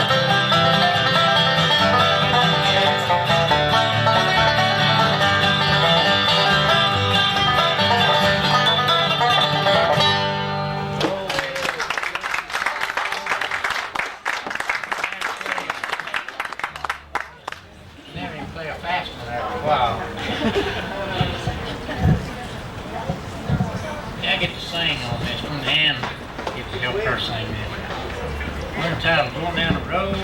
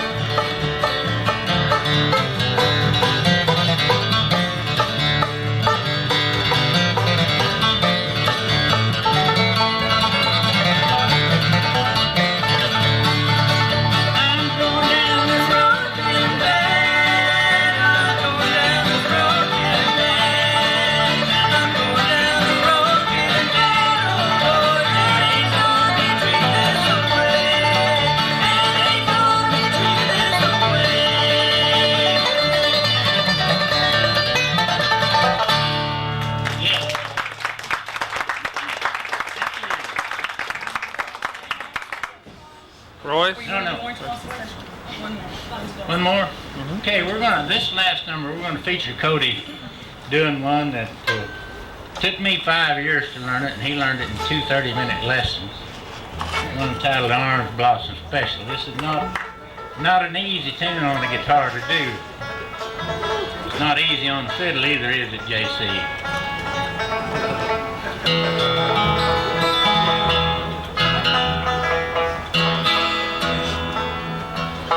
We hope y'all will come over to the, whatever that is over there, the coffee house. Yeah, maybe they have some hot coffee. About 9:30 we're going to play again over there. Maybe we'll play something that some of you might like.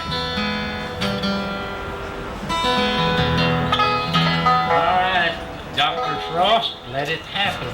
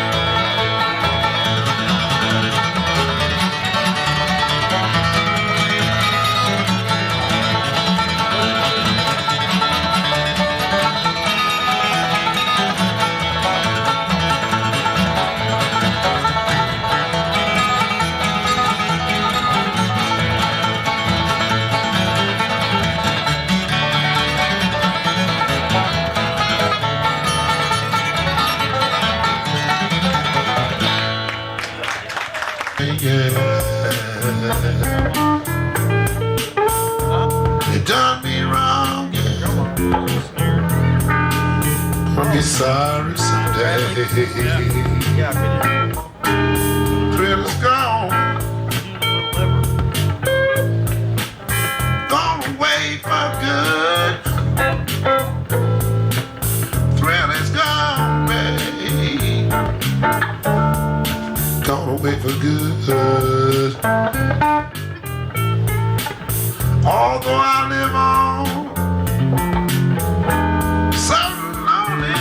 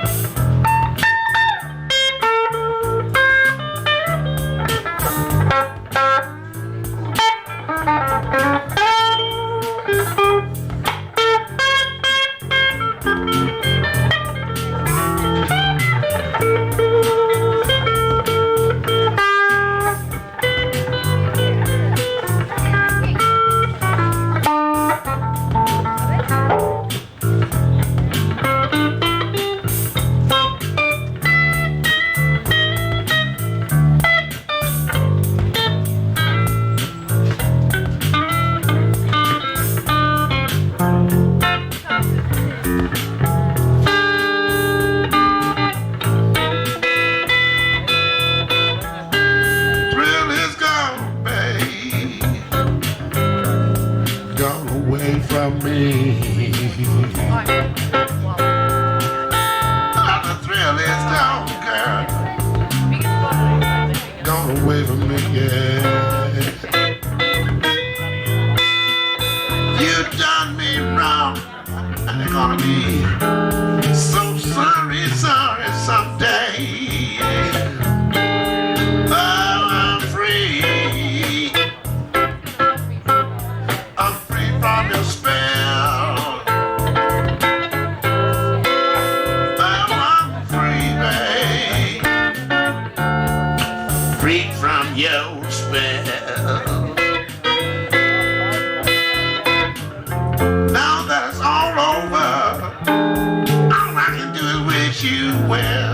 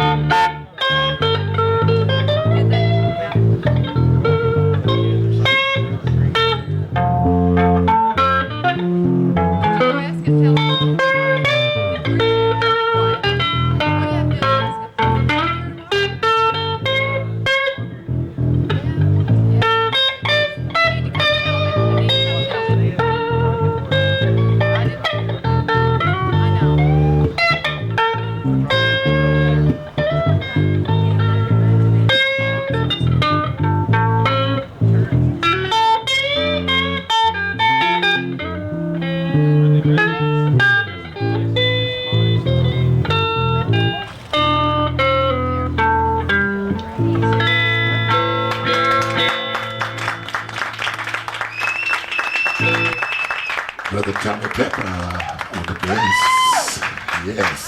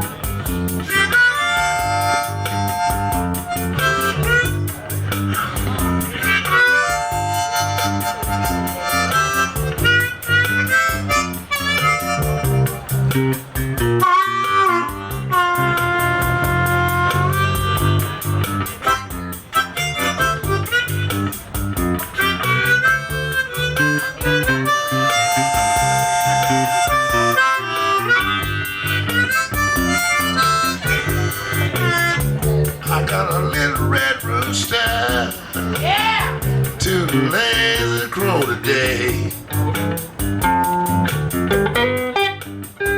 I got a little red rooster,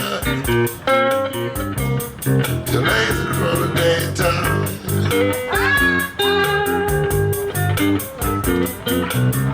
Keeps everything upset in the barnyard, Lord, in every way.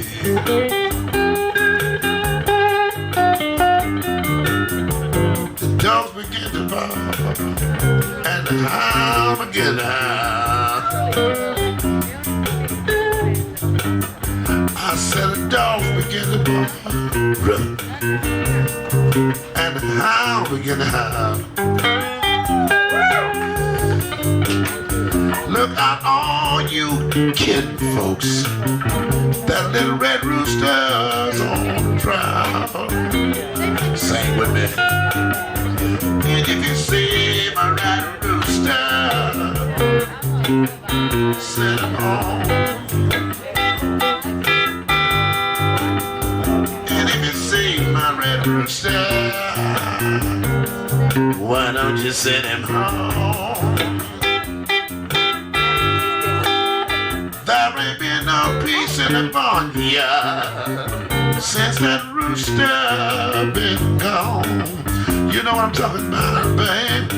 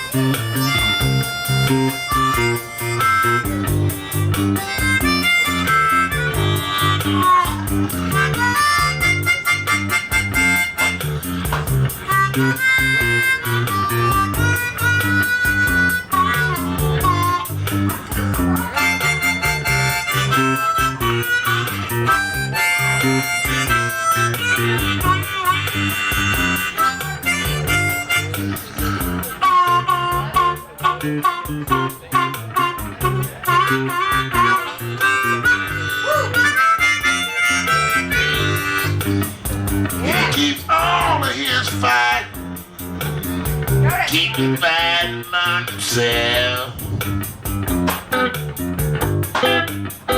He keeps all those chicks fighting Tommy, keeps them fighting on himself. He don't want no hens in the barnyard, he don't want them laying eggs for nobody else. See my red rooster with a drum, send him home. Yeah, Bubba. If you see that red rooster, send him home. There ain't been no peace in the barnyard since that rooster been gone.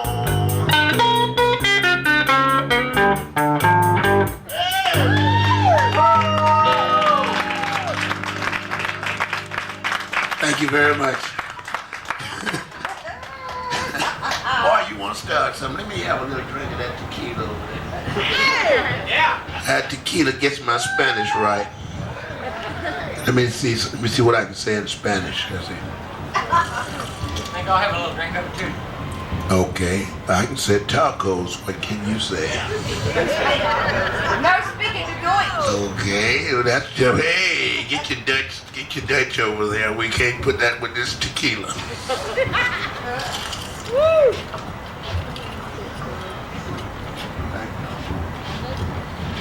I'm having a good time. I'm having a great time. Yeah. No, I'm sitting. Let me find my other heart. See ya.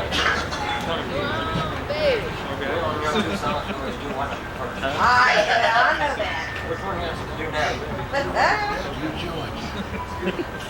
Dr. DeLay. That's a good, yeah, I guess you should have never said that. That's the song. You should have never said that to us. You should never planted that seed. Never planted. Okay.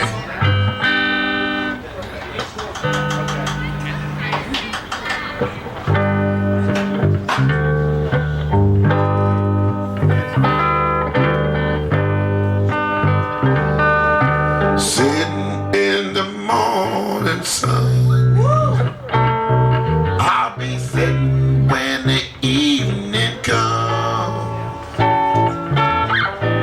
watching the ships roll in. I watch them roll away again. Sit on the dock of the bay, watching the tide roll away. Sit on the dock of the bay, wasting time.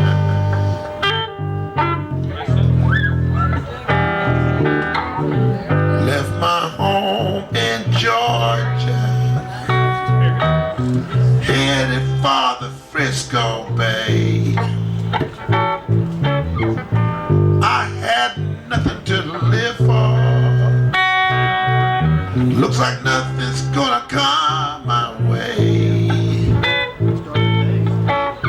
Sat on the dock of the bay, watching the tides run away.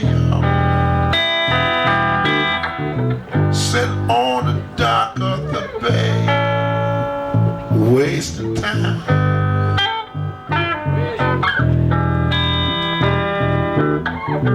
Look like nothing's gonna change. Everything still remains the same. I can't do what 10 people tell me to do, so I guess I remain the same. Yeah, yeah. Sitting here resting my bones. Loneliness won't leave me alone. 2,000 miles I roam just to make this dock my home. Yeah, yeah. Set on the dock of the bay, watching the tide roll away. Yeah. Set on the dock of the bay. Yeah, yeah. Wasting time.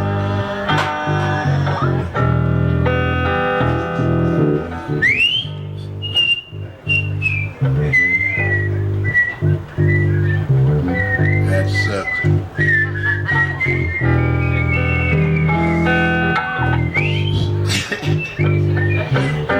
Sucks, don't it?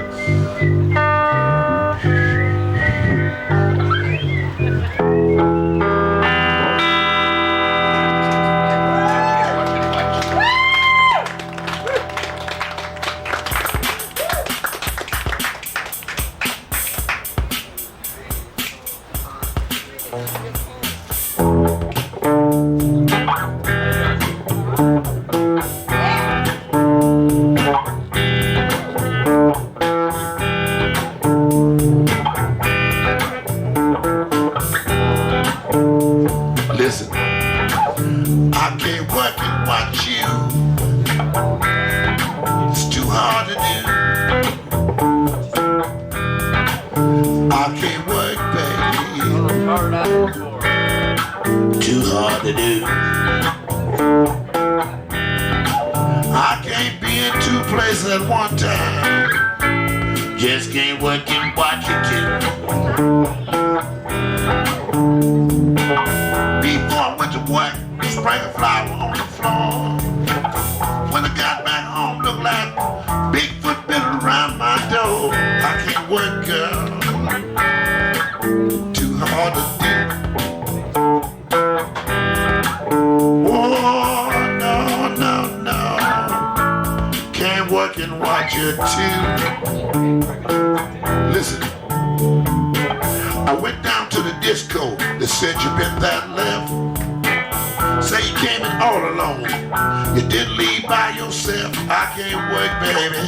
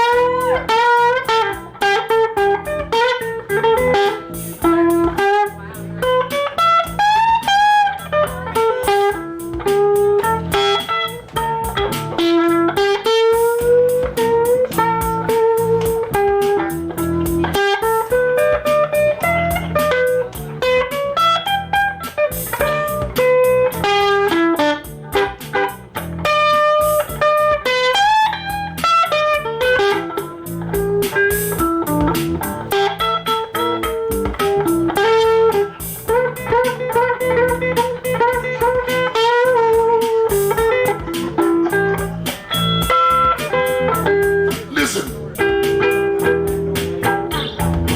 I bought you a brand new dress, put new shoes on your feet. As soon as my back was doing you back on Eagle Street, and I can't work, baby.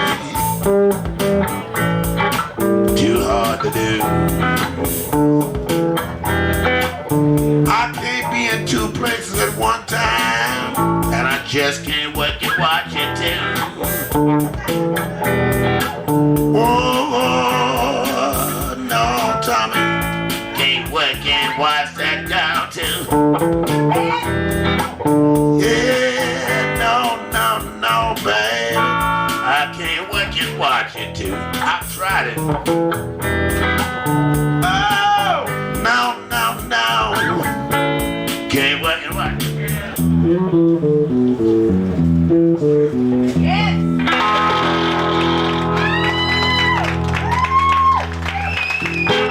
That's a song that I wrote that's gonna be on my album. I can't wait to watch you.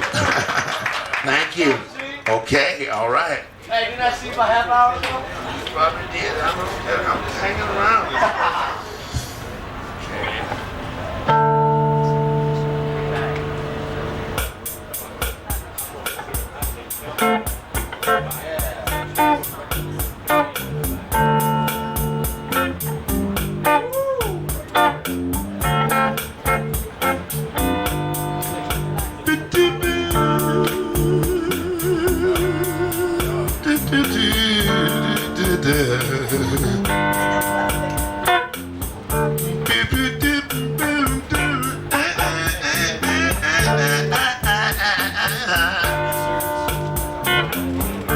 Are you really happy with this lonely game we play? Looking for words to say. Hello, y'all. Searching but not finding, understanding anywhere. You know we love in this man's good way.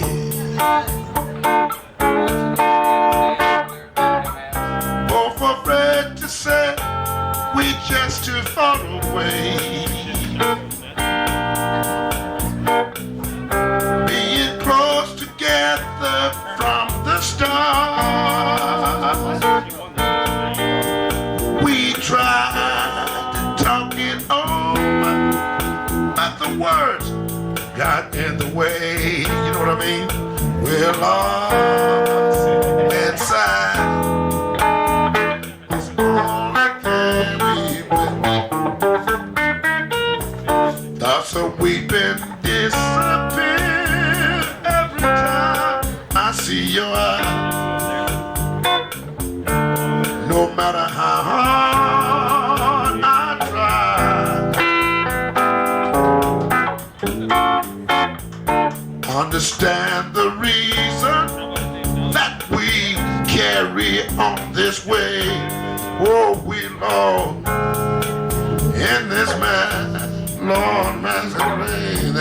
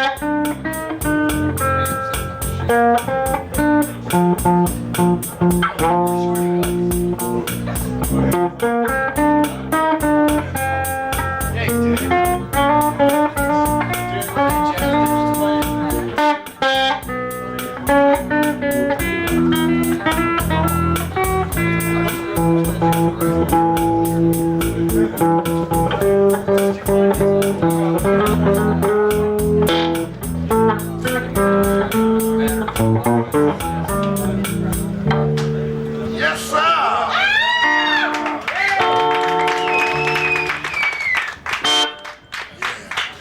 You see the difference between an electronic drummer and a man that's up there with you. You got to turn around and cut him off. But a man, hey, he got that stuff in him. That's the difference.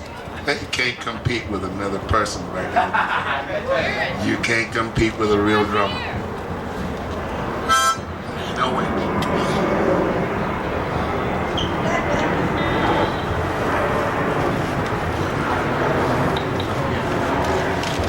Not the best I've ever seen. That is all nice and sweet. You know that's right. Never seen anybody. That'll cost you $3. Where the microphone is, let's see.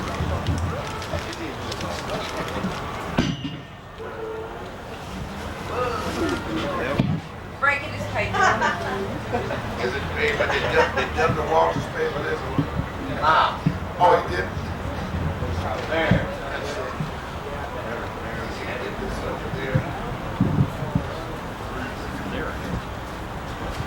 Nurse.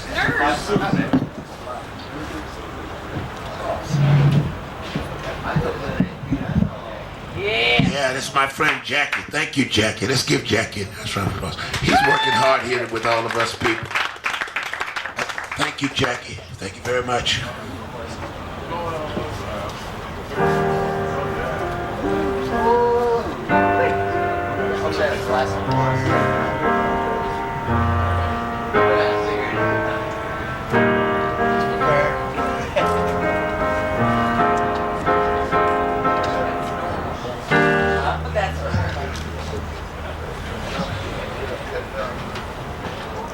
Even does that.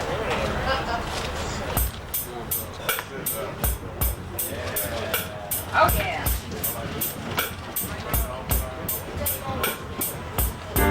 Georgia, my sweet Georgia, no peace I find, just an old sweet song is Georgia on my mind.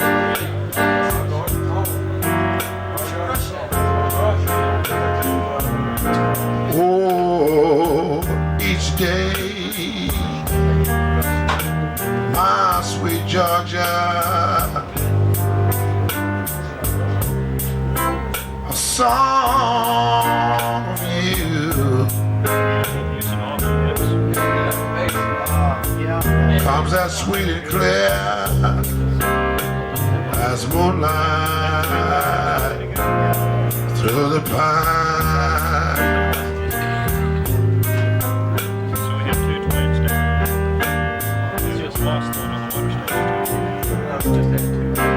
Other arm reach out to me, other eyes smile so tenderly, still and peaceful dreams I see. The road is back to you, yeah. Oh, Georgia, my sweet Georgia.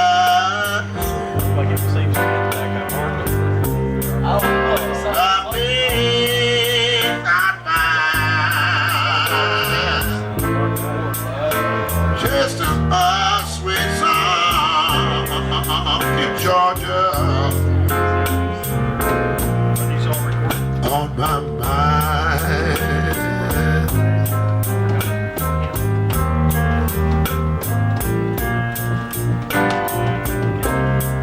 Oh, the arm reach out to me, yeah. Oh, the eyes smile so tenderly. Still and peaceful, dream I see the road is back to you, yeah. Georgia, my sweet Georgia.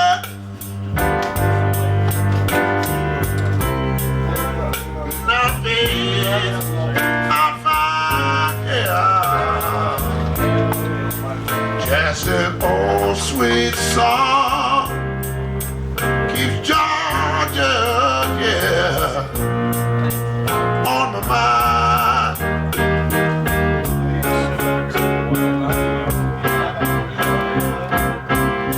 Just an old sweet song keeps Georgia on my mind.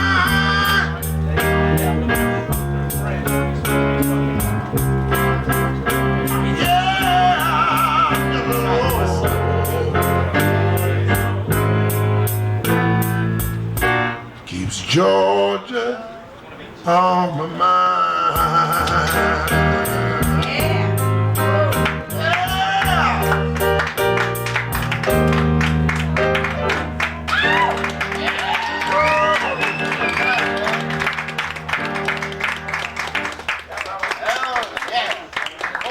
All right. Smith, though. Ah. Go that way. Come on. Be tough. Be man. Yeah. I said, would you?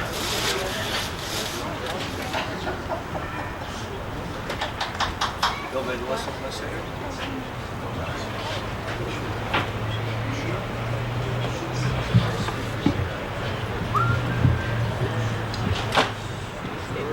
Big bone. I've had better. Do them lights down there. Bone. Grab one.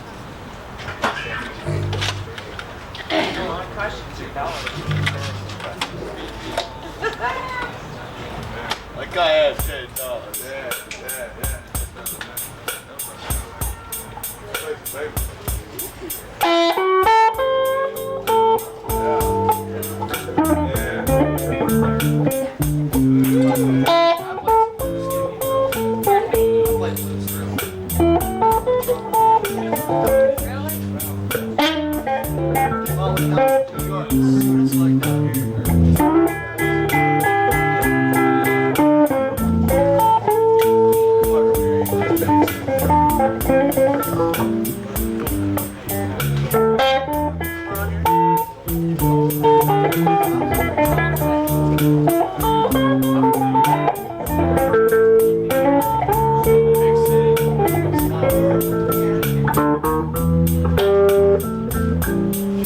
I've been downhearted, baby,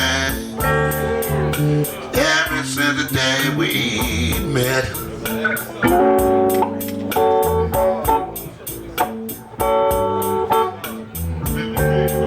Said I've been downhearted, baby, ever since the day we met. See, our love is nothing but the blue. Baby, how blue can you get?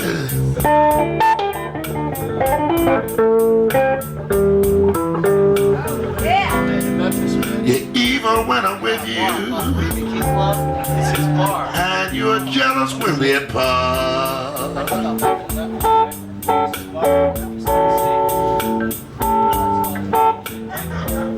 I say you're so evil when I'm with you, girl, and you're jealous when we part.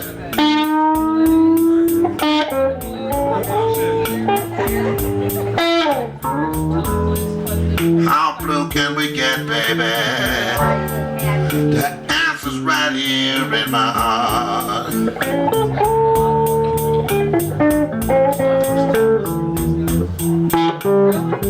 I bought you a brand new Ford. You said, I want a Cadillac. I bought you a $10 dinner. You said, thanks for the snack. I'll let you live in my penthouse. You said it was just a shack. I gave you 7 children. Now you wanna give them back. And I got it back. Ever since the day we met.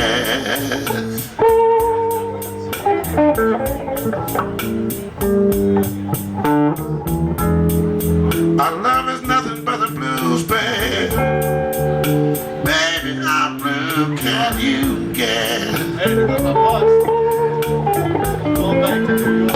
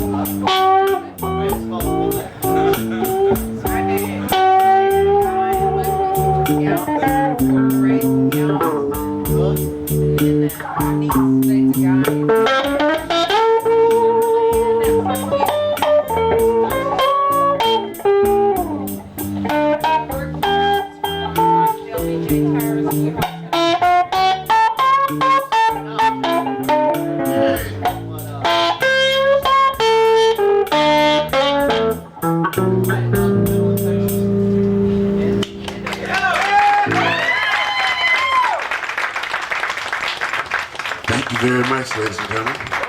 Still, Mr. Tommy Pepper, bass player for my band. Yes, yes.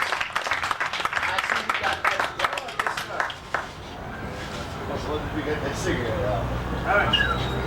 Yeah, there he goes. Ooh, he turns the butt on.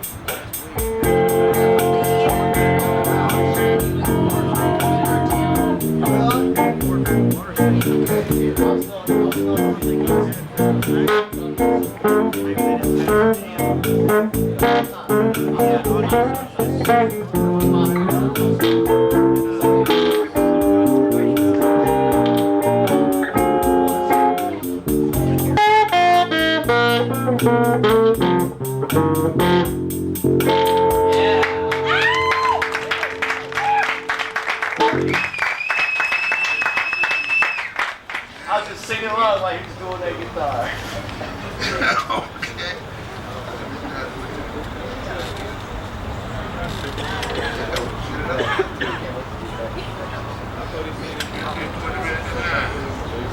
I just walked in. Hey, we gotta be through. We supposed to be through a long time. No, you gotta do one more. One more.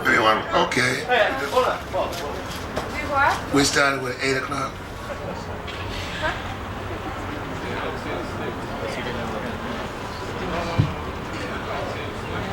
You know what I'm saying? In 25 minutes. We're done 25 minutes.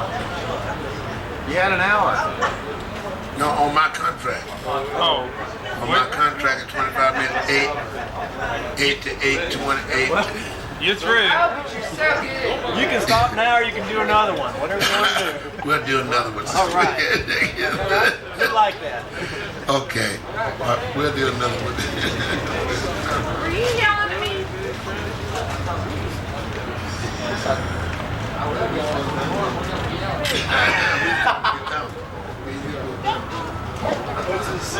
All right. That's 6.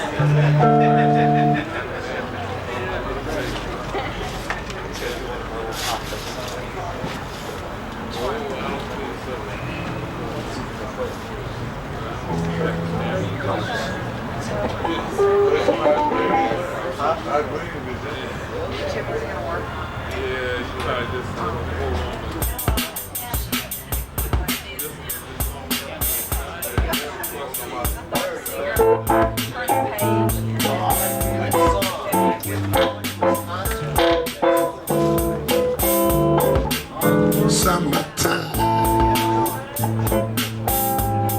and the living is easy. Fish are jumping, cotton is high. Your daddy's rich, your mama's good looking. So hush, little baby, don't you cry.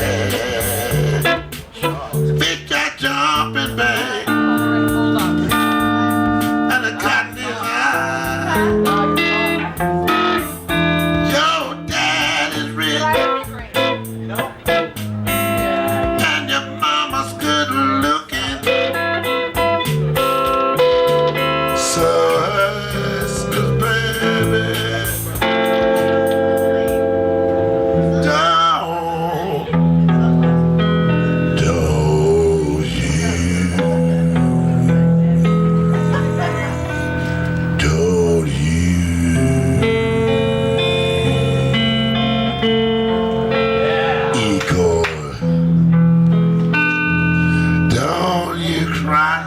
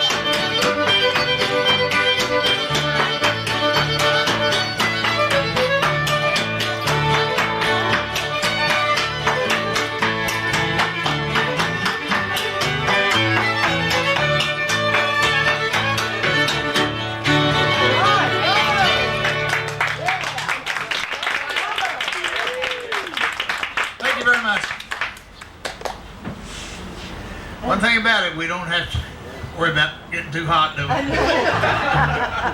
Beer sales, they tell me, when it's up to zero. Not yet.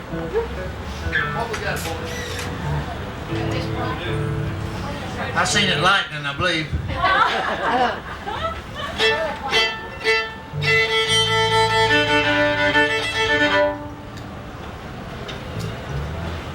Let's do one called Sally Gooden.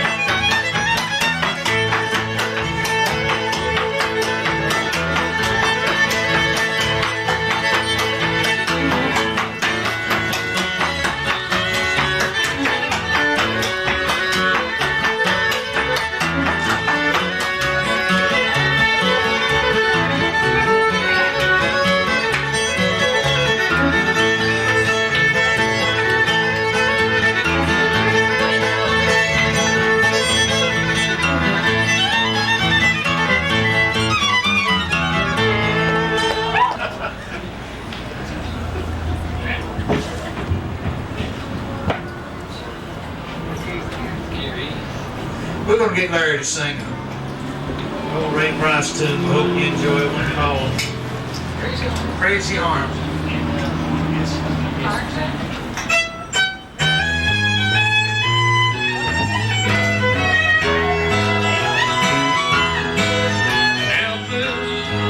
Had two words for the way I feel. There's a storm brewing in this heart of mine. This ain't no crazy dream, I know that it's real. You're someone else's love now, you're not mine. Crazy arms that reach to hold somebody new. For my yearning heart saying you're not mine. My trouble, my notion to another you'll be with. And that's why I'm lonesome all the time.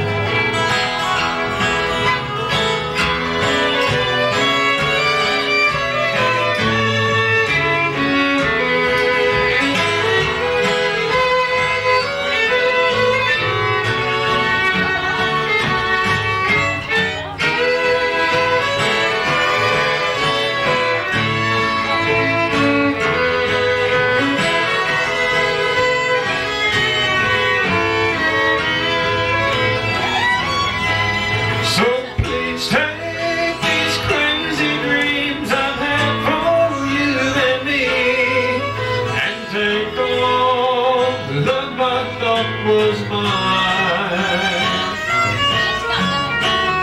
Someday my crazy arms may hold somebody new, but now I'm so lonely all the time.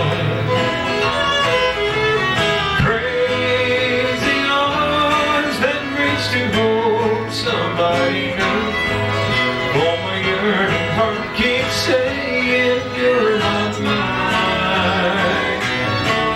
My trouble, my notion to another will be wed.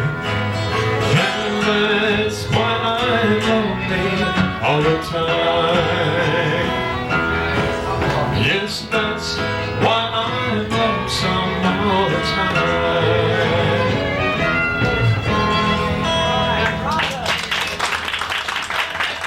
Thank you. We're going to get Brad Hawkins to fiddle one for you now. Brad, anything you'd like to do, just your choice. Let's try Cotton Patch Rag. C. This is going to be in C, like an ocean, you know, C.